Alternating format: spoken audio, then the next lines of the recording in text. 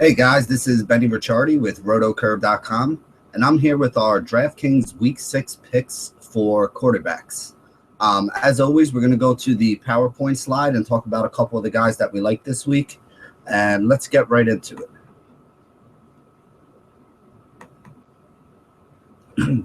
The four guys who are on the list that we want to talk about today are Andy Dalton at 5,700, Sam Bradford at 6,000, Tom Brady at 8,100, and Ryan Fitzpatrick at only $5,000. The first question I want to ask is, why is Andy Dalton still 5,700? He is the highest scoring quarterback so far this year in fantasy sports. He's favored on the road versus a good run defense, so he should have a very pass-heavy game plan against this Buffalo team.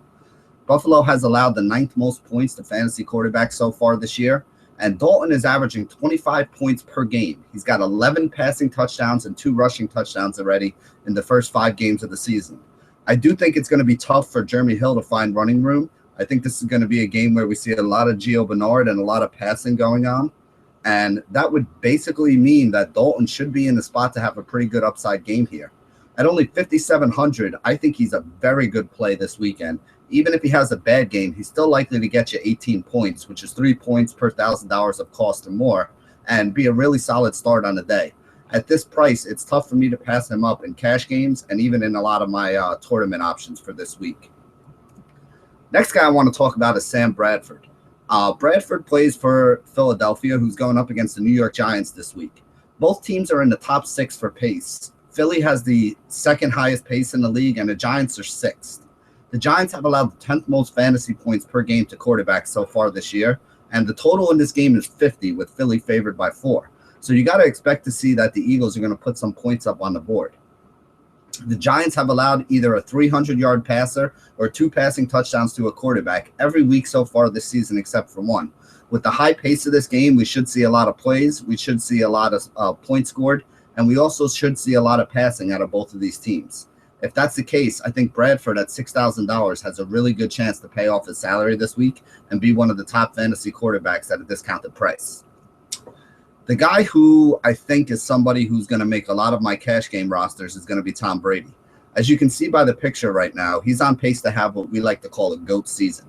5,500 yards, 40-plus passing touchdowns. I mean, the stat line that he's put up through 4 games of 1,387 yards and 11 touchdowns is something that, you really can't ignore.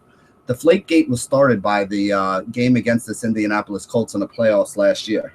So everybody's talking about Tom Brady being on his FU tour this year, and this is going to be the cherry on top of that FU tour. I don't see them taking their foot off the gas. I see them just passing throughout the entire game and looking to really put a hurting on this Indianapolis team.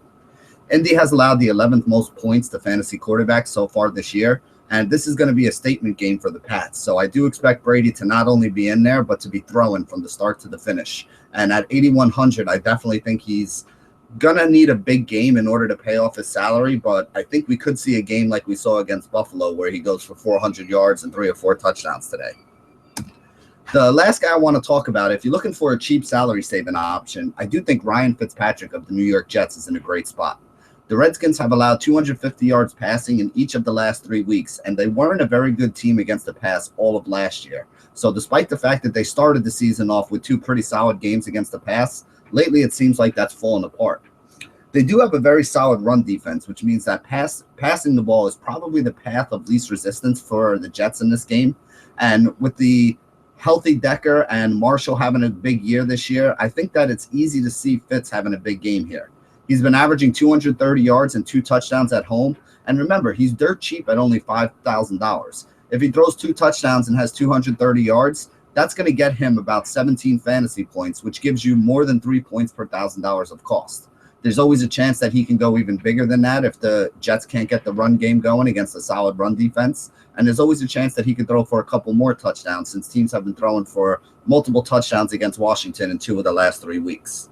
Those are the 4 guys that I really like at the quarterback position for today, and probably some guys who are going to be in most of my rosters. There are a couple other options out there, basically waiting to see on some injury news.